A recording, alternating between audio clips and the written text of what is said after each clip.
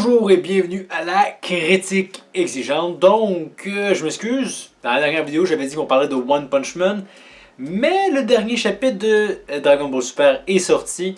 Donc on essaie de faire ces vidéos-là qui suivent l'actualité, donc ça va être une review du chapitre 39 de Dragon Ball Super. Alors, on se souvient que dans le dernier chapitre de Dragon Ball Super, on se disait « Waouh, mais on dirait qu'ils vont faire quelque chose d'intéressant avec Gohan! » Non. Non. Encore une fois, Taro pétard mouillé a encore frappé, et on n'aurait rien. À peu près rien.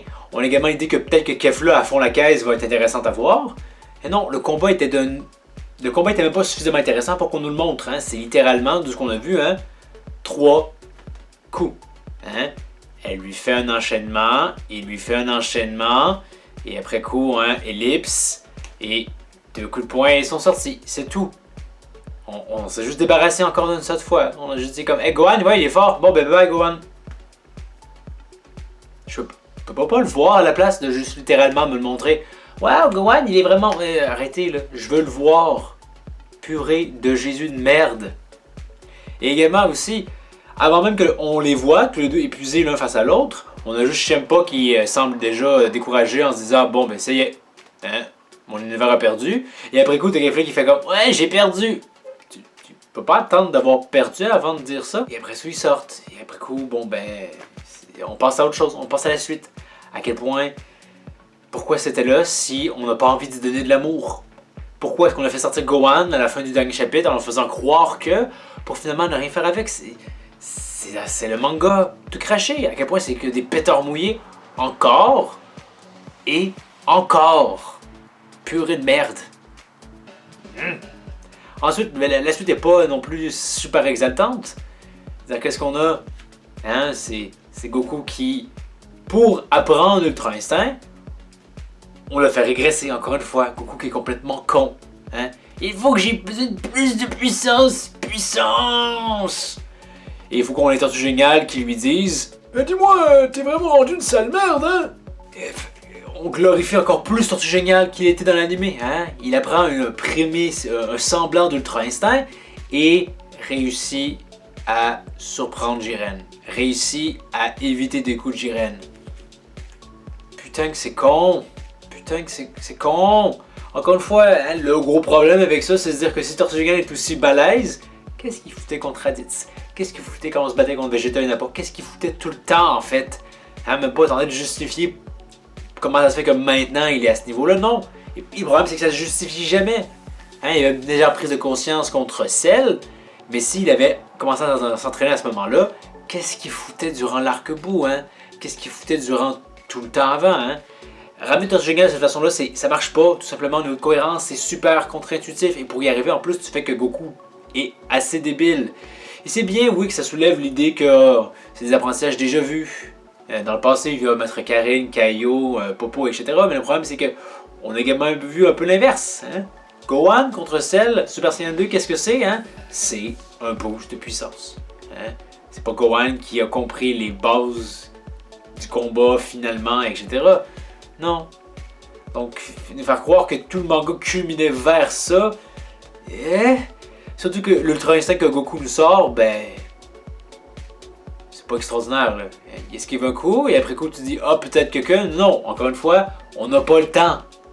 Tout est trop rapide. Il le perd directement après, se mange un coup, et après coup, ben... on se dit bien, c'est quoi la suite, là? Il reste déjà plus personne sur cette foutue arène-là. Comment est-ce que tu veux que... c'est quoi, la prochaine fois qu'il sort l'Ultra Instinct, là, ça va être la bonne, là? C'est écrit avec le pied, c'est juste incroyable. Je veux dire, l'anime avait le mérite d'essayer, et je trouve que c'est planté. Le manga, ça serait une insulte, une injure, que de dire que Teotaro a essayé. C'est pas vrai, c'est juste lamentable. Si on pouvait se poser légèrement la question au fur et à mesure que les chapitres se produisaient, maintenant c'est clair, je pense bien. L'anime était meilleur, en dépit du fait que c'était à chier. Hein. Le manga, ça vaut pas la peine. C'est vraiment en décote tout. Jiren est redevenu le personnage absolument con. D'ailleurs, hein, Goku qui fait comme hein, ça va aller maintenant, Jiren. Je veux dire, Gohan, il gère bien. On peut se battre, toi et moi, maintenant, sans souci. Jiren, il l'attendait. Durant ce temps-là, sans rien faire. Surtout qu'il dit comme, bon, le Goku, laisse-moi le sortir maintenant. Fais juste le sortir. Hein, d'autant plus que tu le domines encore plus, je vous dirais, de certaine façon, que tu le dominais dans l'anime, là. Hein? Genre juste comme... Oh. Le dernier point que je voudrais soulever, c'est le fait que ça t'a jeté un petit peu le cas, mais là c'est particulier. Ça m'a vraiment sauté aux yeux à chaque fois. Taro dessine pas très bien par moments. Il y a des moments où je suis juste comme purée. Il y en avait dans le dernier chapitre, mais je veux le souligner. Hein? Au début, quand Kefla fait son coup sur Gohan, c'est pas tant clair. Et c'est vraiment mal très fait. À ce moment-là, comme qu'est-ce qui se passe? Elle atterrit. C'est le moment juste avant l'impact du coup, où elle atterrit sur lui et après coup, là crée l'impact. C'est terriblement mal fait. À ce moment-là, quand Jiren frappe Goku, cette case-là donne vraiment l'impression qu'il a sorti de l'arène. Mais c'est pas le cas.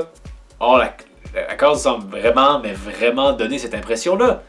Et également, à ce moment-là, on a, j'oublie son nom, mais le Capossoral, il lance un coup de poing à Tortue Géniale, et après coup, on saute, et Tortue Géniale qui a attrapé ses deux bras.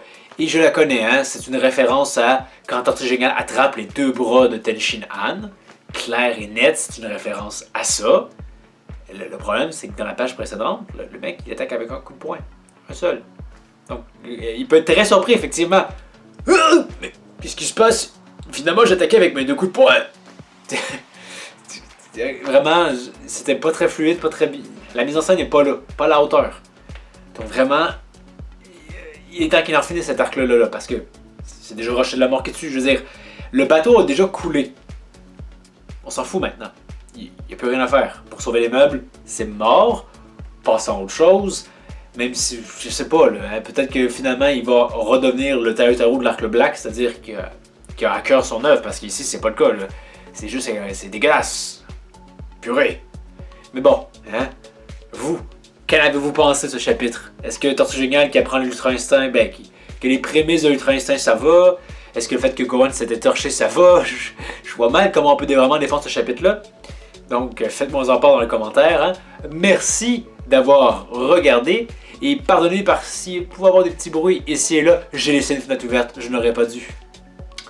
Donc, encore une fois, merci d'avoir regardé. N'hésitez pas à vous abonner, partager. Et la semaine prochaine, on se retrouve véritablement pour une vidéo qui portera sur One Punch Man. Donc, je vous dis à la prochaine, critique exigeante.